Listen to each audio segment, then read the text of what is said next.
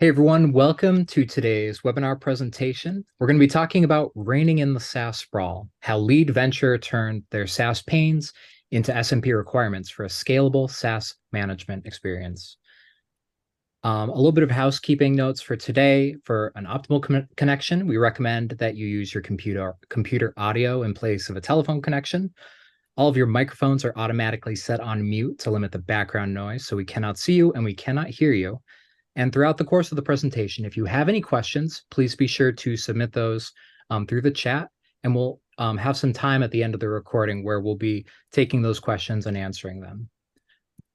Now, for a little bit about today, my name is John Baker here at Torii, and I am joined by John Kreis, who is the Director of IT at Lead Venture, and Dwayne Melancon, who is the CTO. And like I said, we're going to be talking about their experience of finding the right SMP solution for their unique situation. So here's a little bit about what you can expect for today. We're going to talk about what sparked Lead Venture's initial search for a SaaS management platform. But they're going to be talking about how they're able to turn their pains in relation to SaaS into a list of requirements when it came to evaluating SaaS management platforms.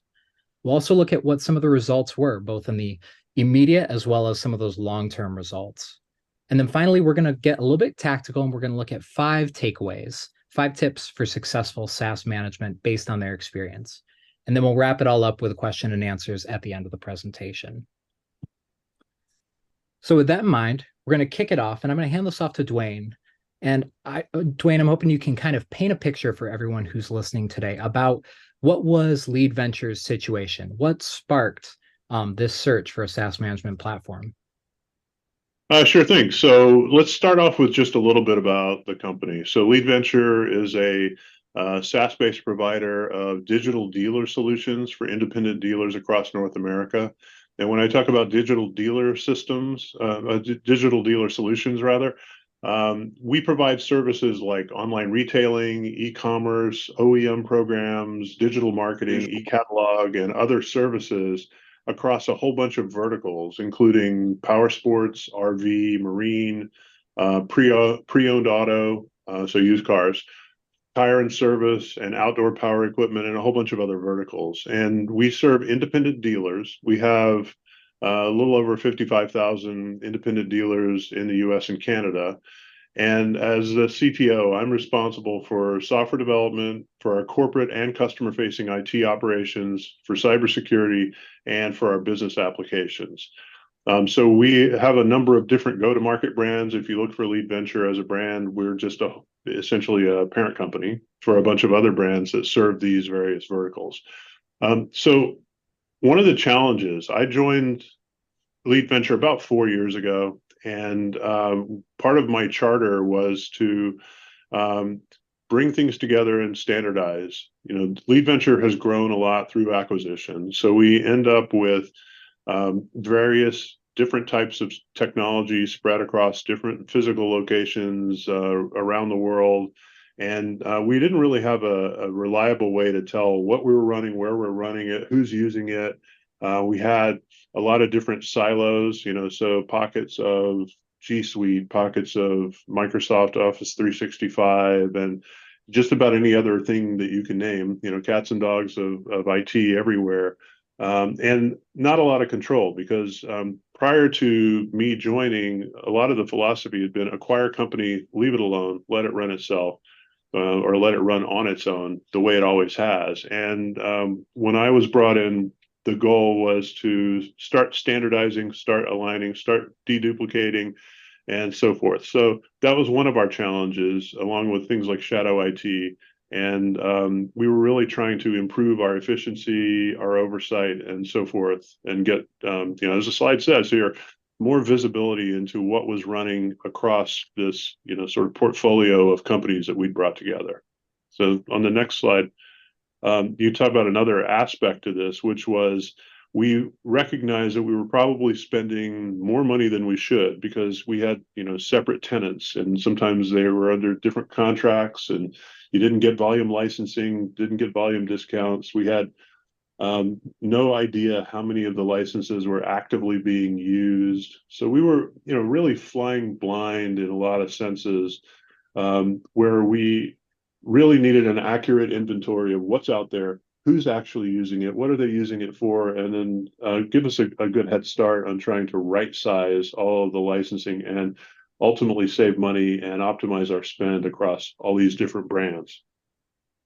On the next slide, you'll see that we also spent a lot of time dealing with problems with, call it SaaS management challenges, where, trying to get a better handle on what our users were using so we could staff a help desk that was sitting there ready with the right skills and the right tools to be able to support people effectively, to be able to have accurate reporting across this estate. A lot of this really relied on manual scripts, surveys, talking to people and just trying, hoping that you ask the right question. Because when we acquired a company, we would generally go through due diligence process, ask a bunch of questions, but it was mostly self-reporting. It was difficult for us to tell what people were actually using, what they were doing day to day, whether they were using, personal licenses to things we had corporate licenses for, putting our data potentially in an uncontrolled environment, those types of things. So that was a big challenge for us, is that we felt like we were never really ahead of the game. We were always reacting to the sprawl of all of the stuff that was out there. Next slide. And for me, because I really am responsible for lots of aspects of the business, all this translated into risk, and a little risk, like we're spending too much money on some of these things. We could be spending less, but a lot of risk around protecting our data assets, understanding who was using what in the business, understanding, a simple example, we have information that is stored in Google spreadsheets. Is it in a personal account? Is it in a corporate account? If the person leaves, do we have any control over that data? So generally get a handle on our onboarding and offboarding to make sure that we understood where our data was, how it was being used, who was using it, and that we could appropriately control the access to all that. So these are the areas that we were trying to really solve for in a SaaS management platform.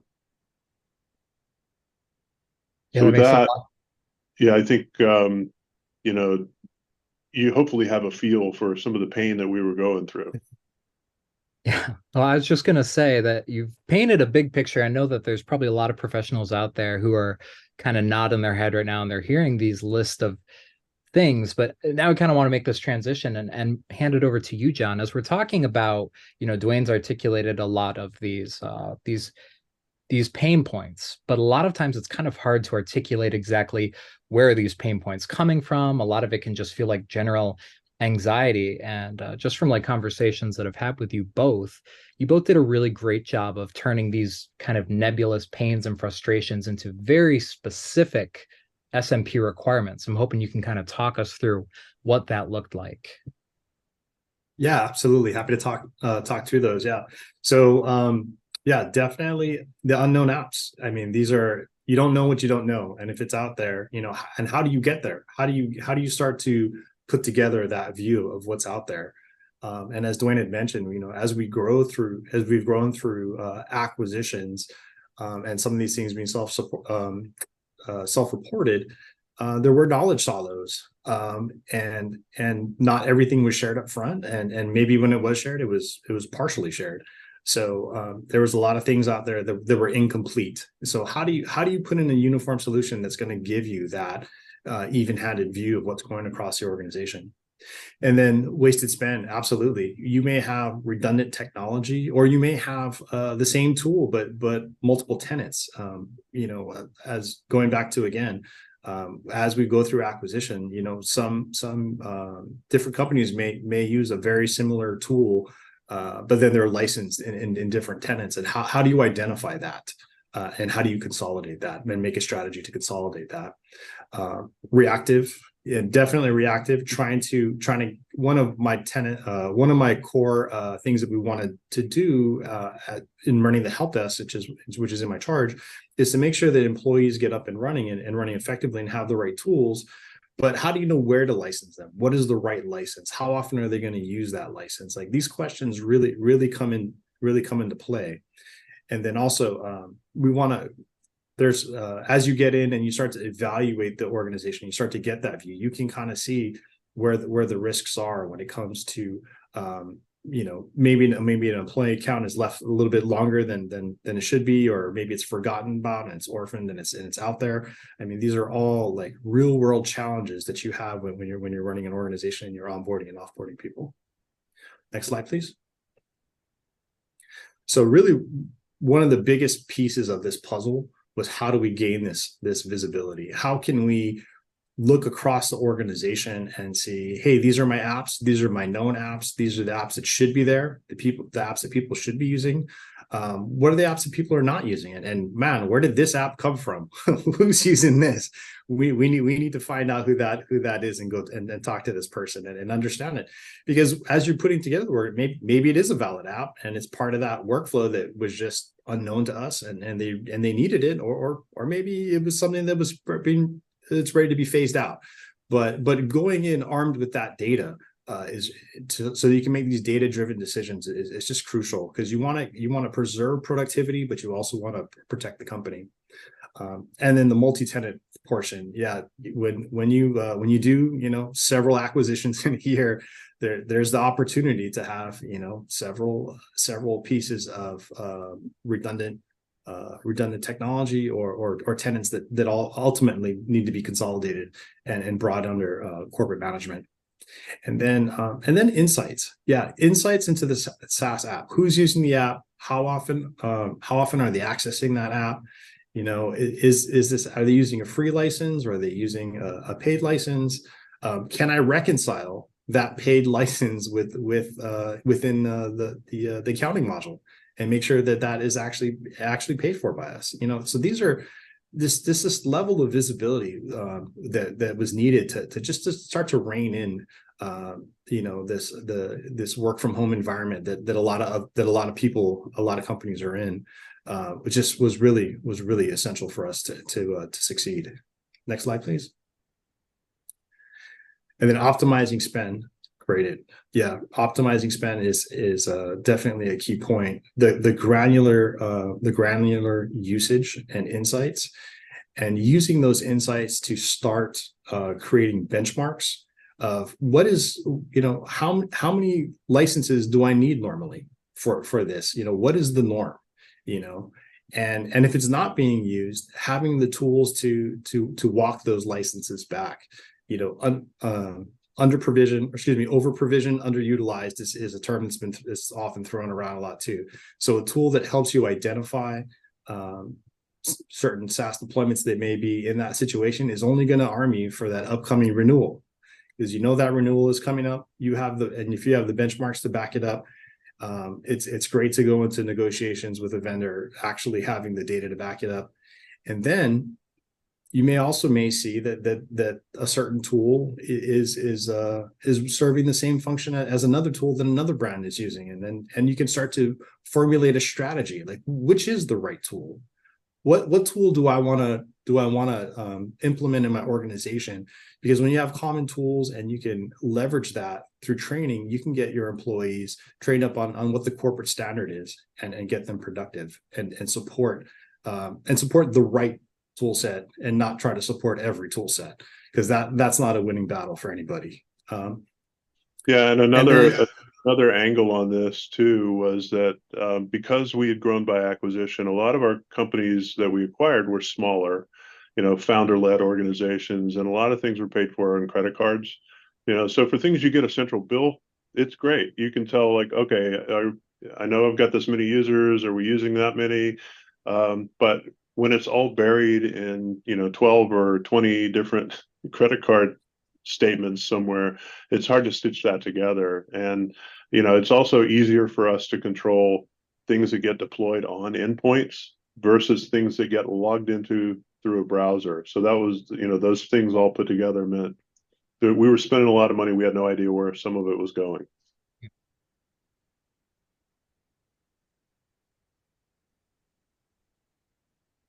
So and so that was we needed a tool that helped us bridge that gap between what was out there, what was being used, and a complete tool that could tie it back to spend for us, so we could plan forward. Next slide, please. And then, and as we went through this journey of, we have visibility, we are looking at the utilization, we are identifying the right tools, we are making strategic decisions about which tools are supported and which weren't. The next step for us was to monitor what was going on and making sure that employees were using that tool, and then monitoring adoption. And this has been really huge, because when we do have the tool set, the supported tool set, and employees are choosing not to use it for whatever reason, there's an opportunity to then reach out to the employee to understand why. Maybe there's a functional gap, and we're not, and the current tool is not meeting it, or maybe it's for a specialized project with a specific vendor, and they must use that because they're dealing, or a client, you know what I mean? Maybe there's a special use case for a client, and we can understand that. But just the ability to look at what is going on, and encourage people to do it, the corporate, to adopt corporate tools. It's been very, very useful for us to have that level of visibility and curb the behavior, and making sure that people are moving along the right path. Next slide, please. And then, yes, risk reduction. And so part of that is, if the employee is using a tool and it's not for a special reason, and there's no reason for them to have that, then that's a different conversation. But you go to this conversation armed with data. You know, you go with it armed with data, and you still want to understand what's going on. But yeah, you have it. And one of the interesting things is with the current tool set, with notifications and classifications, you can do your security assessment and decide, you know, whether this is the right tool or the wrong tool, and you can set up notifications around, hey, this wrong tool is being used again, and you can really get ahead of it. You know, same day, we can have it linked up, hooked up to a system. All of a sudden it sends a notification triggers a help desk ticket. Help desk person can reach out, have that conversation, understand what's going on, and take action. And then and so that, I guess that kind of just led right into workflows. So so workflows are great, a definite must. And then logging to come back after and make sure, and audit and make sure think what's going on. And then all of a sudden, when you sort of have these tools that are, they build on each other and build on each other and build on each other, all of a sudden you can start to build that risk profile, and get to the point where you're really generating reports, and then you're really highlighting, you know, where are the outliers in my organization, where are the instances, and then this large task that you had to rein in all of this thing after you've put in the time and effort within this tool, really kind of come down to a reporting function at the end, which is really, really great, and which is where we need to be. Next slide, please.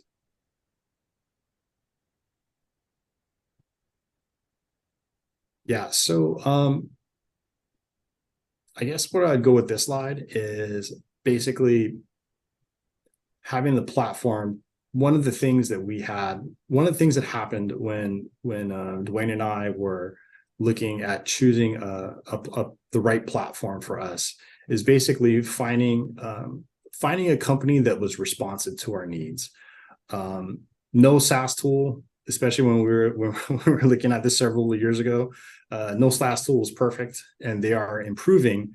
But at the same time, Lead Venture wasn't perfect. Lead Venture had a lot of growing to do as well. And as we've matured as an organization and we brought in our processes, one of the things that really stuck out for us is we really need to find a vendor to grow with, a vendor that's going to help match us on our needs and listen to our feedback, make changes, and really accommodate us. So when I encourage anybody that's looking for a SaaS management platform to you really need to find a vendor that works with you. And we were fortunate with Torii to find that vendor.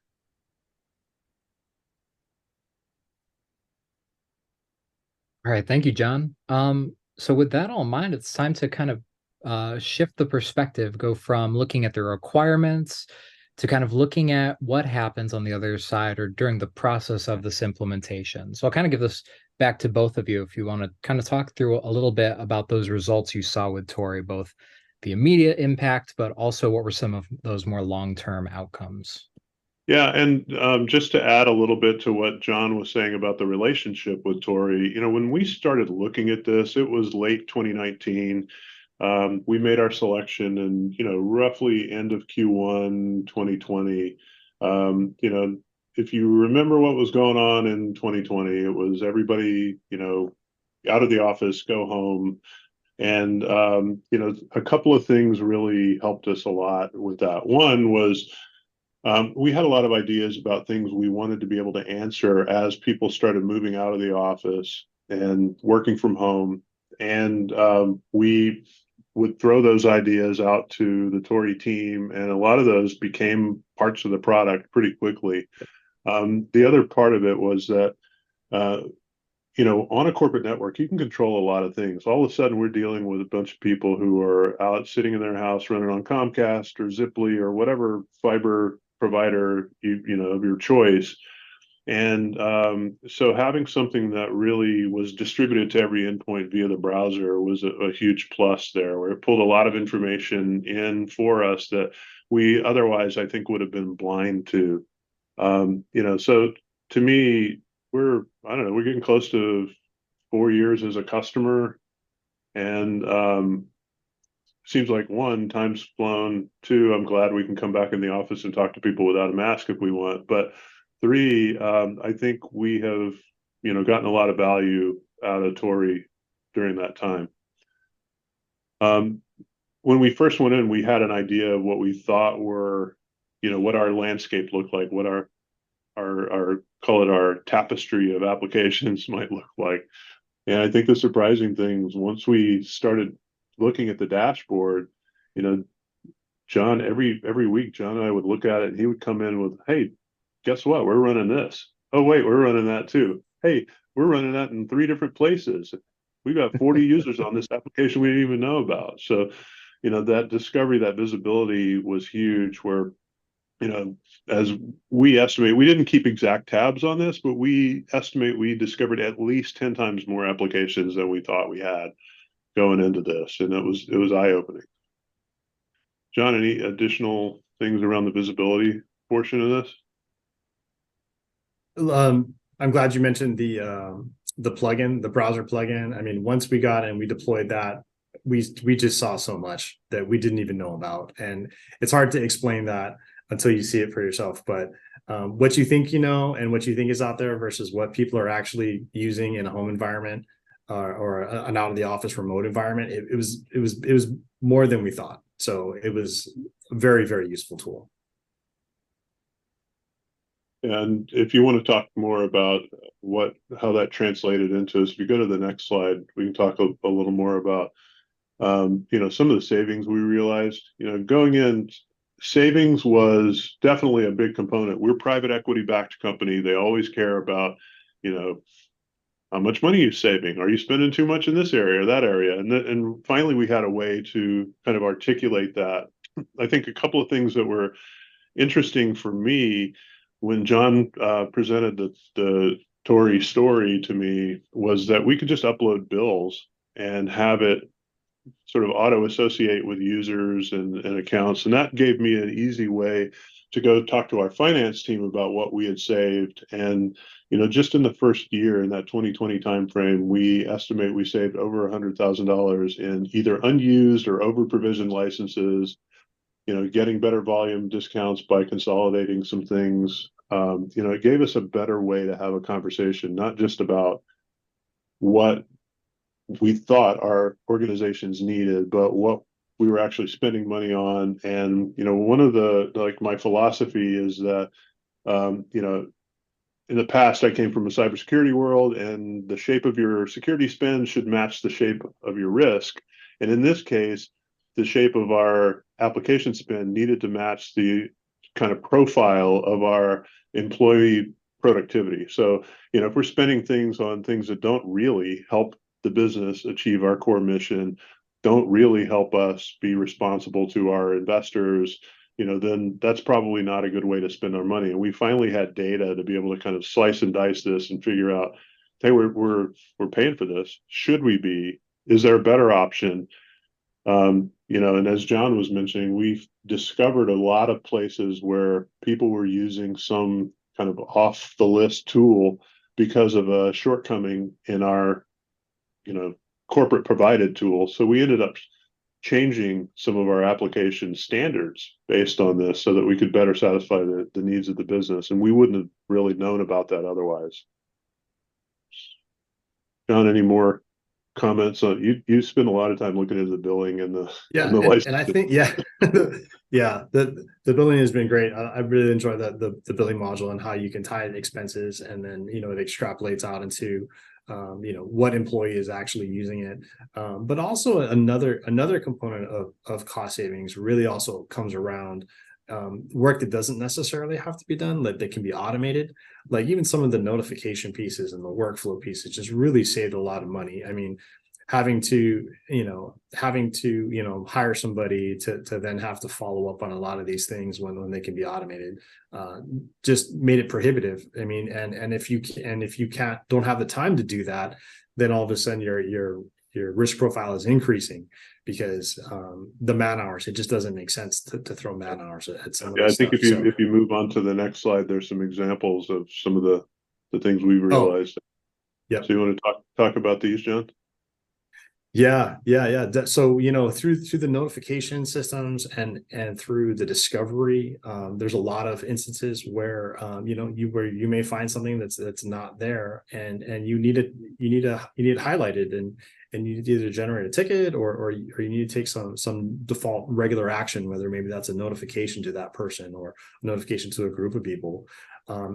Having someone just watch for this or trying to assign somebody to do that, it's a very poor return on investment for that, and for the company to hire an employee to just do that. So automation was the right tool, and it saved a lot of time, and then you can actually, through automation, the reach becomes larger. You can cover more ground with through the automation. So we can actually do more, protect the company better, and be much more efficient. Yeah, definitely 1,000 hours saved a year. Definitely. Yeah, a couple of examples of things I've seen. John and his team have done a great job of implementing a lot of automated workflows where we have this specific Teams channel that lets us know when new applications are discovered, so that people can go make sure that we don't get surprised by something. When a new application shows up, he and his team have automated a process that sends out a survey to the user that logged in with that to ask them, what is this? What are you using it for? And some other questions to help us understand, hey, is this something we need to divert people to another solution? Is this something that could be a viable future solution? But, we go in with our eyes open. So we make sure, is it something we want to accept as part of our portfolio or not? Is it something we want to spend money on or not? Is the person's manager aware of it or not? There are a lot of things we can gather from this just in an automated way. And before, it would have required us to, one, know about it, and there's a chance we wouldn't have. And two, we would have had to go manually try to touch base with each of the people to gather this. So that's been a huge time saving. And then the other part of it that we use a lot is the onboarding and offboarding reporting to make sure that we're not accidentally leaving people enabled for licenses when they leave the company, that we can kind of validate what they have based on their role and a whole bunch of other things along those lines. Yeah, and it gives us a great way to track between onboarding and offboarding. I'm glad you brought that up. Between onboarding and offboarding, it gives us a great way to track some of these things as well, because through inevitable turnover that happens, you want to make sure that the person who's leaving the company and moving on to better things, another stage, like the person who's stepping into that role has those same tools that they had before. So it's good to have those reports available to make sure that we're giving people the right tools what they need day one so they can be effective. Yeah, and the other thing that has been valuable to us is that our finance team's aware of this, our FP&A team looks at the reports, so being able to share this data with, kind of the governance people in the company has been another huge value, where we don't have to spend a lot of time scrambling for data. We can usually get what we need out of the Torii system or the dashboards.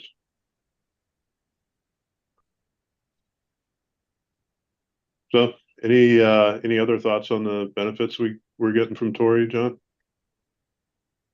No, I think that's pretty good. I mean, we've covered a lot of ground here. Okay. Yeah.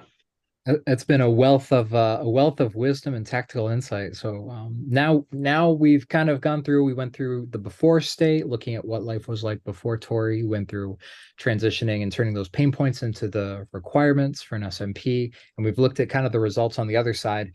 Now there's a little bit of an opportunity to try to distill these things into five tips for the successful SaaS management process.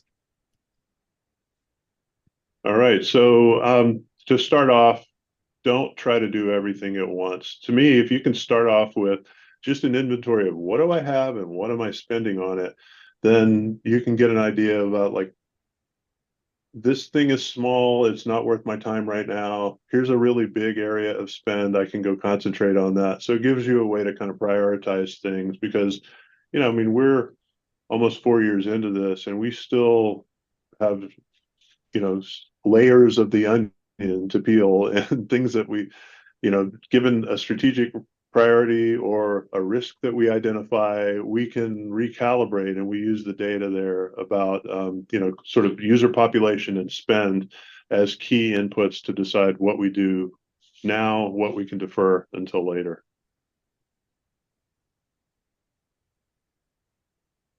John, you want to talk about that? Yeah, absolutely. I was just going to jump in on that. Yeah, so prioritizing complete discovery and visibility.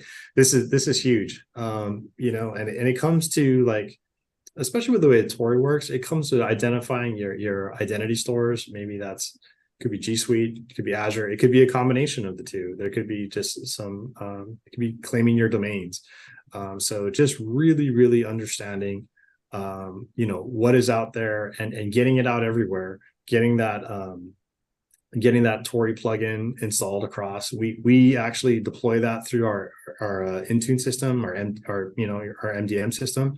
And we get that out on everything, and it just returns a wealth of knowledge, so a wealth of data. So get it out there, and as Dwayne was saying, and as Dwayne was saying, yeah, take it one day at a time, and through the process, you might realize that there are other little pockets of things out there that ultimately need to be included. So it's an iterative process, or at least it has been an iterative process for us. Looking at the data, how can we increase the data? How can we increase that visibility? But through visibility is how you're going to be able to identify where the opportunities are to change and make improvements. Yeah, and the next one, just make sure that whatever platform you select fits well with what you're working with. So in our case, it's integrating with a lot of the Office 365 suites. I mentioned we've got alerts coming into Teams channels. It feeds into our Jira Service Desk ticketing. We have a lot of tools that we use to try to improve productivity within the company.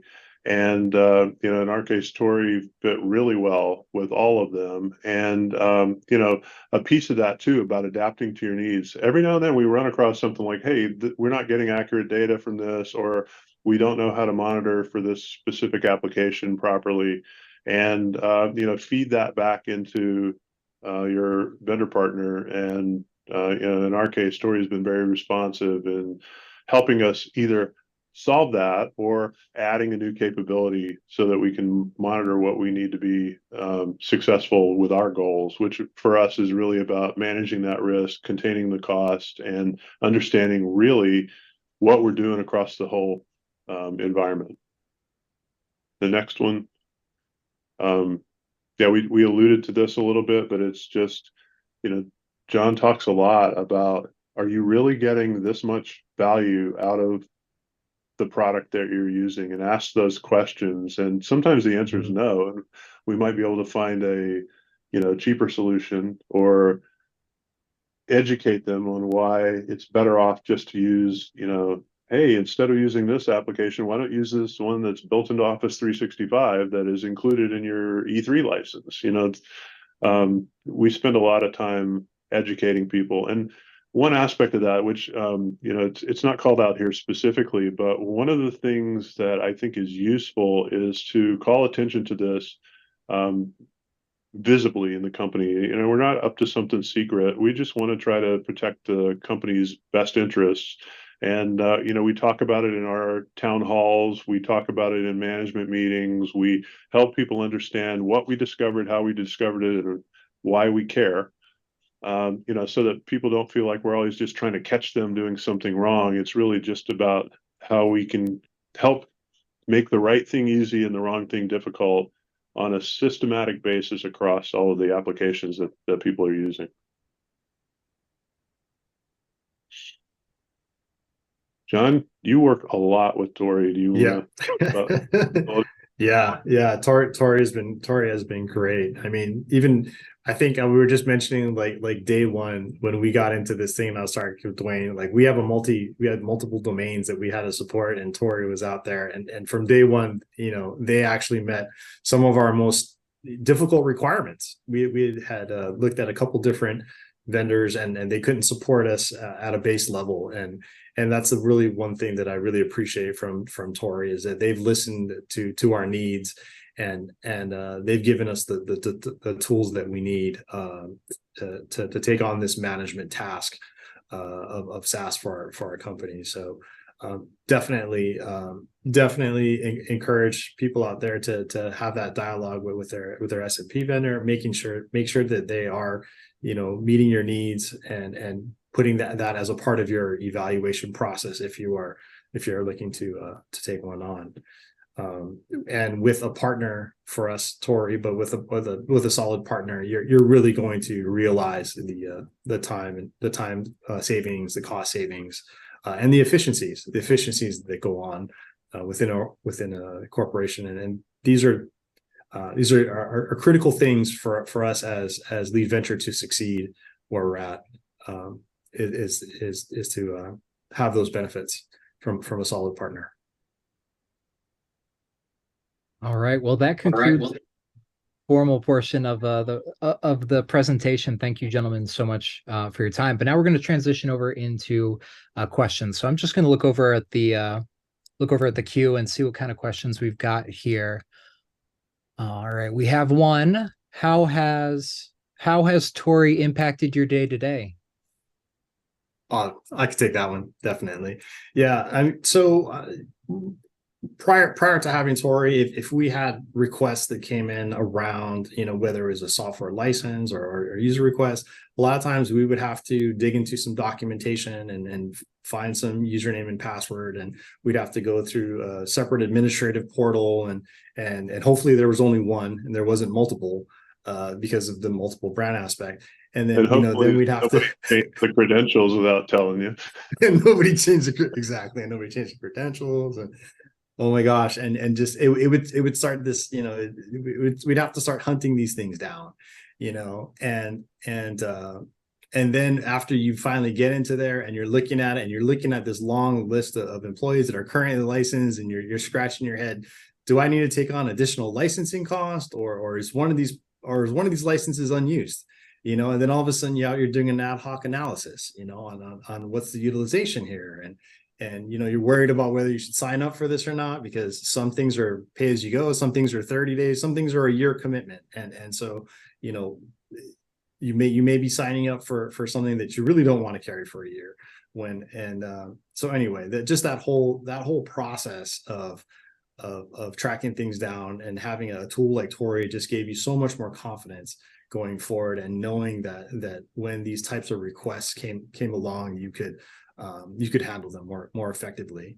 But I would also say that as Dwayne had mentioned, and the extensibility of Torii, that we were able to pull the Torii notifications into our into Teams, and so everybody's monitoring Teams. We have our other departments, help desk has certain Teams channels, and so that's another thing that backs the day to day. Maybe Torii found something overnight. Maybe all of a sudden we don't have to do a lot of hunting or supposing or something. We have an alert right there in Teams, and we know exactly where to go and who to talk to, and it's all integrated, so we know who their manager is, we know their department, they know what they're doing, so we have all of this information right off the bat, and so someone can just go and act on that information. So it's kind of like two sides of it, but yeah, it's helped out a lot, and it's made things much more efficient. Awesome. All right, we've got another one here. It says, I've been seeing most SMPs focus on one part of SaaS management, just discovery, spend, or automation. Did you have one use case in mind at the beginning of your search, or did you know that Torii would help you address multiple challenges? Yeah, I would have to say that we came into this with a couple of things in mind, and it was really mostly about discovering shadow IT and trying to reduce our application footprint. And then over time, we've learned and realized a lot of things that, having this data can really help us with. So part of it is, we listed a lot of things that we do, and a lot of things that we are getting value out of. You don't get all those in day one. Just step into it and pick what are your couple of things that are the most interesting. When we first started going in, it was really just to get a handle on our acquisitions and reduce our application footprint and try to find a way to reduce some costs of over provision licenses. And then last year, when the economy started getting all weird, our investors and our finance team asked us to go in and hey, go and see if there are opportunities for us to reduce our application spend, or ways to, essentially start making sure that we, because we didn't know what the economy was going to do, how do we preserve some of our OpEx? And we ended up using Torii a lot for that. So it's the kind of things where you can go in with a lot of deliberate things that you're trying to solve with your provider or your solution, but along the way, once you understand what it can tell you, then you'll discover things that will help you. Whether it's vetting an acquisition, whether it's just trying to find a way to save some more money, whether it's finding, which licenses seem to be on the rise versus going away. How many of our people are logging into Chat GPT, and do we know what they're doing with it? There's all kinds of things that will just emerge as you learn more about the kind of questions that the Torii data can answer for you. And then, they provide an easy UI to go in and slice and dice this different ways and answer those questions. Yeah, so you're talking about even more emerging technology kind of entering into your workspace. That is kind of a perfect segue into this next question. Someone is asking, do you have plans to expand your use of Torii going forward? I think Maybe specific plans. I don't know. Do we have hey, here's our Torii expansion plan? Not really, but we know just based on our history that we're going to find new uses for it. We're going to continue to, as our teams grow, it gets more and more important. I think when we started with this, we were probably somewhere around between 900 and 1,000 employees and contractors. Now we're probably in the neighborhood of, I don't know, with employees and contractors and third-party providers, we're probably 1,600 users that we're monitoring with this. So it's a core part of our tech stack now, and we will use it and exploit it every way we can. I love that. All right, we've got time for one more question here. Let's see. Do you have any recommended questions to ask SaaS management vendors during the selection process? Um, I would say throw questions at them like that you're trying to answer. Hey, how would you tell us how many, where our applications are over provisioned? Show me that. How would you show us, where we're spending money in credit cards that we're not aware of today? How would you solve that for us? Tell us what that process looks like. So a lot of it would be make sure that they understand what questions you're trying to answer. Because one of the things with this is that if you're trying to answer questions that whatever provider you're looking at can't answer, then they're not the right provider. But if you can, more or less collaborate with them on the kinds of things you're trying to solve, and then get them to show you, that's a key. And then the other part of it too is ask for a POC, because there's nothing like having it show you your answers with your data to convince you. And that's, back in, if I recall anyway, back in January 2020, we started POCing tools, and we found out that, hey, Torii can actually tell us all the stuff that we're looking to answer. And then, there's no doubt when you say, okay, we want to commit to this provider, that it's going to work for you, it fits in your environment, and yeah, okay, you can add to it and you can improve it and tweak it and all that, but at least out of the box, that it has enough value for you to proceed to the next step. John, any questions from your perspective? Yeah, I think every company is different, and they're in different stages of IT management. So definitely bring to the table how you do your endpoint management, and talk with them about like how you're going to manage this. How are you going to deploy this? How are you going to connect to these things? Because visibility really happens when you can actually connect up these tools and get them on the desktop. So. All right. And with that, I want to thank you both once again for taking some time, sharing your wisdom, sharing your insights. This has been an amazing masterclass of sorts about not just kind of a short-term view of SaaS management in your organization, but some great lessons over a longer time horizon. So I want to thank you so much for that. To everyone else, I want to thank you for your time. Thank you for your attention so much. We do value that in today's world. That is such a valuable thing, and we do appreciate it. We don't take it for granted. If we were not able to get to your questions, we'll be sure to try to follow up with you outside of this webinar. And just once again, I wanted to thank you and have a great rest of your week.